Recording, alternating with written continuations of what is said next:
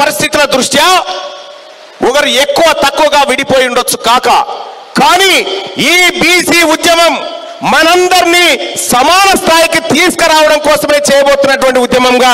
కూర్చోరాదురా ఓ sir, కూర్చోరు, అట్లా కూర్చోరు, కూర్చోరు.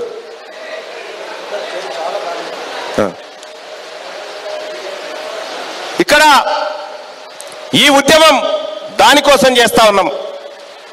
చాలా మంది ఎట్లా మళ్ళన్నా ఇది ఎట్లా కోఆర్డినేషన్ జరుగుతుంది, పెద్దలు నారగోని గారి ముందు నేను ఒకటి పెడతా ఉన్నా.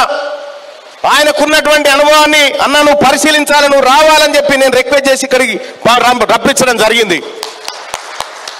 రేవంత్ రెడ్డి గారు 42% రిజర్వేషన్ విషయంలో మేము తెస్తాం, మేము ఇస్తాం, లేకపోతే దాన ధర్మం చేస్తాం. అయితే పాప ఆయన 42 ట్రాప్లో అందరు పడరు చాలా మంది. అది ట్రాప్ అన్న విషయం మనకు తెలుసు, దాని చుట్టే మనని బతుకమ్మ ఆడిస్తారన్న విషయం కూడా తెలుసు.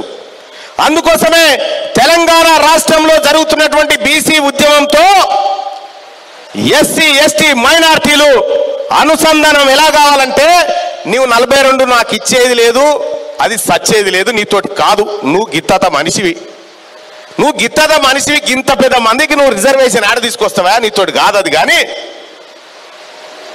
ఇప్పుడు చెప్తా ఉన్నా, అగ్రవర్ణాల్లో ఉన్నటువంటి పేదలు ఎవరైతే ఉన్నారో ఆ పేదల వాటా పేదలకు దక్కాలి.